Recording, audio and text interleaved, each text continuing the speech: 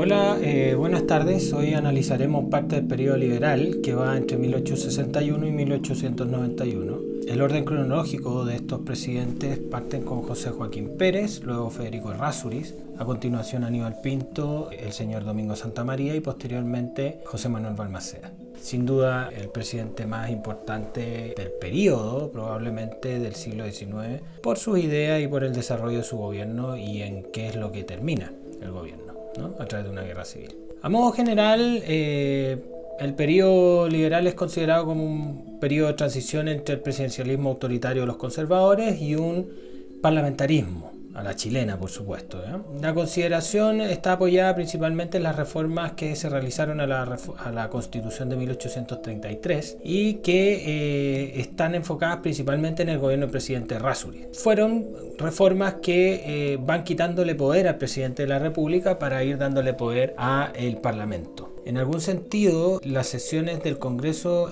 fueron apoyando la idea de que Chile ya contaba con un sistema parlamentario, que el presidente ya estaba sometido a esta tutela del Parlamento, porque si bien no era constitucional, sí había una especie de tutela por parte del Parlamento del Ejecutivo. El principal problema de esto va a surgir cuando surgen las interpretaciones de la Constitución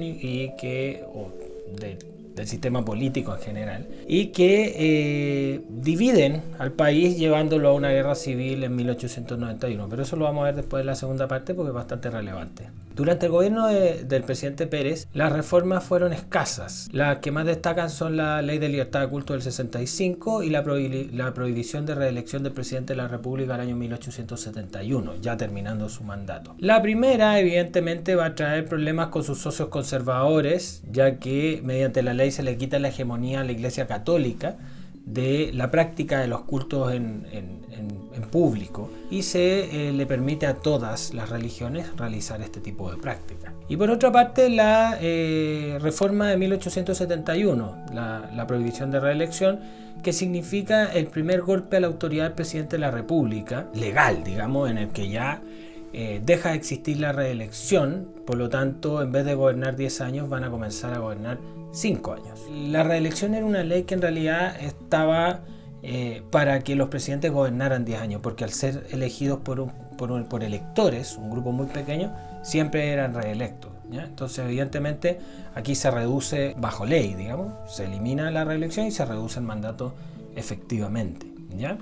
Además, en el gobierno de Pérez se decreta una ley de amnistía. La ley de amnistía fue para los pipiolos o liberales que participaron de la revolución del 59 en contra de la candidatura presidencial de Antonio Varas. Varas, en términos generales, sufrió la oposición de gran parte del país cuando levantaron su candidatura, porque es señalado como el personaje simbólico de las medidas represivas que va a tomar el gobierno de Montt a lo largo de su periodo. De esta forma, los que participaron en la guerra civil del 59 van a poder volver al país y muchos de ellos van a terminar, como el señor Pedro León Gallo Goyenechea, formando el Partido Radical en 1863. Desde el comienzo del mandato se ve enfrentado a una exigencia que ya era pública, ¿no? Después de que el Estado de Chile había mantenido bastante buenas relaciones y pacíficas con el pueblo mapuche, se lanza una campaña dirigida principalmente por el diario El Mercurio en una demanda de cierto grupo de terratenientes por ir por los territorios que representan la Araucanía, tomar posesión de esos territorios, quitárselos a los mapuches y hacerlos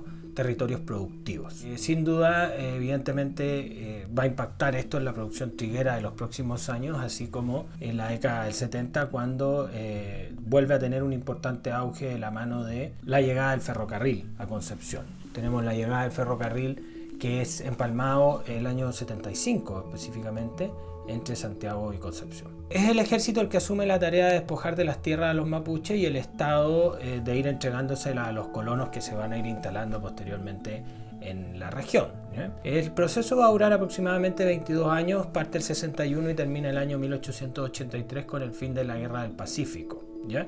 De hecho, los mismos que están participando en el norte en la guerra son trasladados hacia el sur en la última campaña militar con el último armamento, etcétera, etcétera, y ellos son los que terminan de apropiarse de los territorios mapuches para ser entregados a los colonos, ¿no?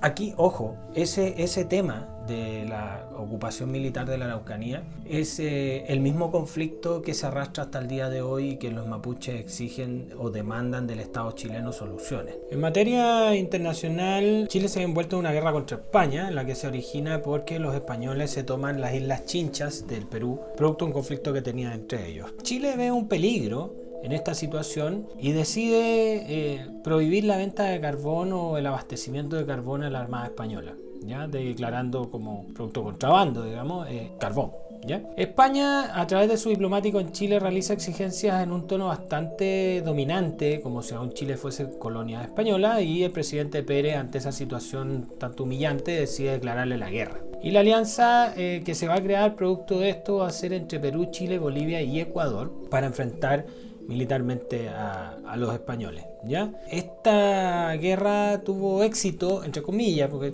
bueno, Chile sufrió el bombardeo del puerto de Valparaíso, que yo creo que es lo más importante en nuestro caso, que lo destruye importantemente. Tenemos pérdidas económicas grandes, digamos, pero que trae una consecuencia positiva, que es la firma del primer tratado de límites con Bolivia en 1866, ya que teníamos conflictos con Bolivia desde el año 1842 aproximadamente, 42-43, cuando el presidente Bulnes había fijado de manera unilateral el límite entre Bolivia y Chile.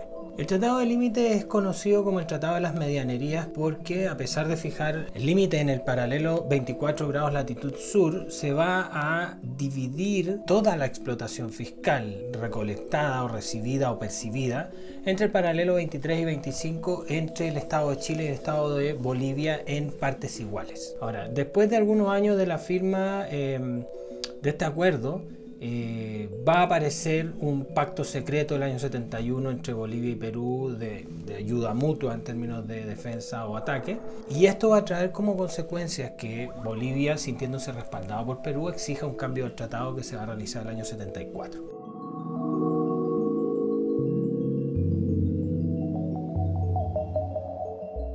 Terminando su mandato, entrega el poder al presidente Federico Errázuriz Zañartu con la prohibición de reelección del presidente, con una desaceleración económica importante, que después se ha traducido en una crisis económica que se inicia en Viena en el año 71, y después Estados Unidos 73, y así va a decantar hacia el resto del mundo. Este nuevo presidente proviene, a diferencia del anterior, de la rama más liberal del partido, o sea, son los más duros del liberalismo, digamos.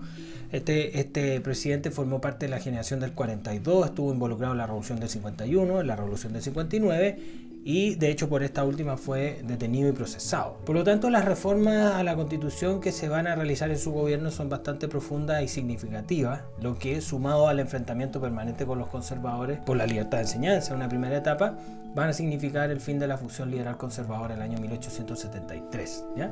Y después de esto se da paso a una nueva alianza política entre liberales y radicales, llamada Alianza Liberal. Algo mucho más racional en términos políticos, evidentemente. Las principales reformas a la Constitución en el gobierno del presidente Federico Errázuriz marcan un antes y un después. Está el quórum legislativo, que baja sustancialmente el quórum para poder sesionar en la Cámara de Diputados y de Senadores, digamos, a un cuarto y un tercio. La libertad de reunión, asociación y enseñanza, que en la Constitución del 33 no se hacía un reconocimiento explícito de estos derechos, evidentemente por una cuestión de el tipo de gobierno y el marco jurídico que querían establecer los gobiernos autoritarios, digamos. Las incompatibilidades, que se va a prohibir a los diputados aceptar en forma paralela a su cargo de parlamentario empleos bajo la dependencia del Poder Ejecutivo, salvo los ministros. En el Senado se va a modificar la composición del mismo, introduciéndose por votación directa por cada provincia, y las facultades extraordinarias del presidente de la República se van a limitar. Se limita directamente el decretar estados de excepción.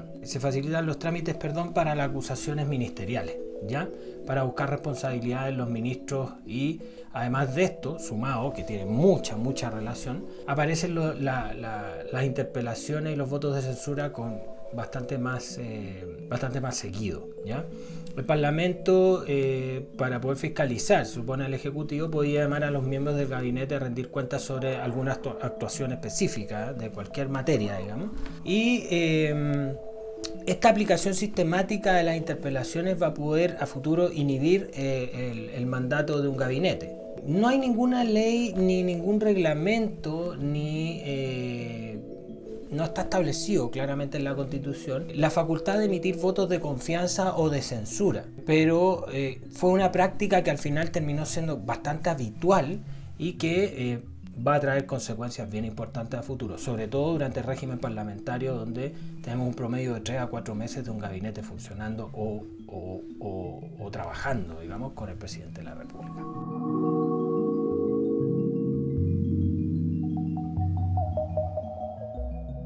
Con respecto a la Iglesia Católica, hay otros elementos que van a ir generando una disociación bastante fuerte entre el mundo liberal, liberal laico, y el mundo clerical, ¿no?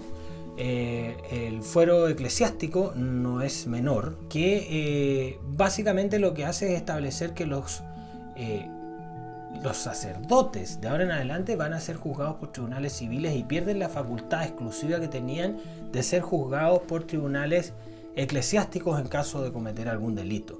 Entonces, evidentemente, la Iglesia vuelve y los sacerdotes vuelven a perder un poder que tenían y que nadie más tenía, digamos, ninguna otra religión ni ninguna otra institución que formara parte de la sociedad. Entonces es un golpe bastante duro. Esto se vino planteando durante el gobierno del presidente Montt incluso, y que así en buen chileno, digamos, se solucionó de un plumazo en el gobierno del presidente Errázuriz, con la consabida oposición de los sectores clericales y eclesiásticos, ¿no?